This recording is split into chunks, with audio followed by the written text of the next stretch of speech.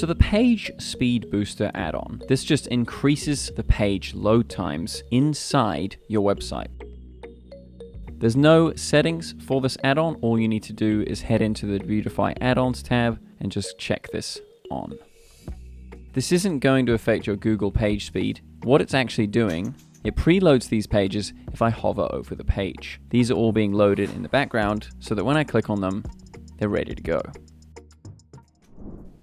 And if you're not using Debutify yet, get started today at debutify.com completely free.